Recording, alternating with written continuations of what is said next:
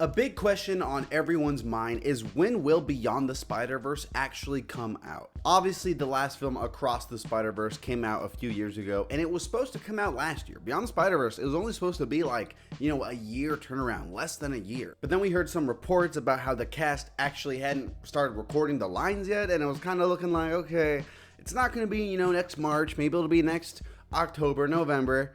And here we are almost 2 years later. Every once in a while, too, it feels like there's a new rumor about a delayed film. I don't know what it is about Spider-Man films. There's always new rumors of delays, whether it's, the Tom Holland one, Spider-Man 4, or this movie, or, Sony's gonna do Spider-Man, Egypt. Something crazy like that. So many rumors, so many delays. It's kind of annoying because we're always getting information that people all jump on. Like, okay, oh my gosh, Beyond Spider-Verse isn't coming out for another 15 years. And then people believe it. Not true. We have recently seen that in the most recent example of a report coming out that they scrapped a bunch of production and that they're starting over, and they're like, oh yeah, probably won't come out until 2027. To which the writer of the film and composer both came back and were like, no, that's not true. That's kind of absurd. I think it was kind of always a given that it wasn't going to come out on its original timeline because that's such a quick turnaround, especially if the actors hadn't recorded lines yet. And not only is it animation, this is almost the pinnacle of animation. You look at this and you're like, that's not just animating, freaking Charlie the Unicorn. That's gonna take a lot of time and effort and tiny, tiny details because that's what makes the Spider-Verse films animation-wise as good as they are. Let's not act like it was a quick turnaround either from Into to Across the Spider-Verse. That was a pretty long turnaround also, so we should expect a long one.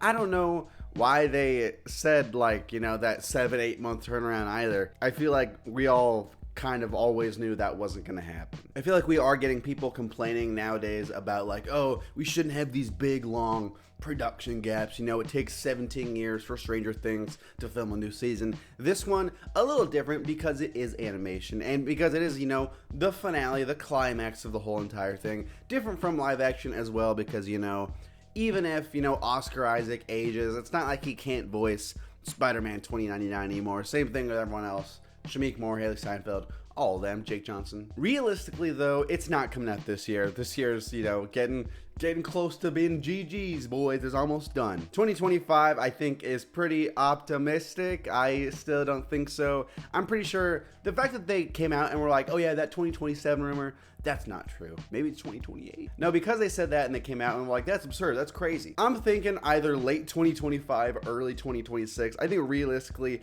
that's the most likely release date if I had to guess, if I had to ponder. But I'm okay waiting. I'm cool with it. Whatever it takes to really put that last bam cap on this trilogy, really make it arguably one of the best trilogies of all time. Not even arguably. I think if someone said hey, if the next film, assuming it's as good as the last two, they're like, hey, best trilogy of all time, I'm like, that's valid, that's fair. Anyways, thanks so much for watching. That's today's video. I make a new video every single day, and for the first time in a while, I'm on a good streak. Not gonna lie, I'm on a pretty good streak. Hit subscribe. I'm trying to hit 1,000 subscribers. I appreciate it.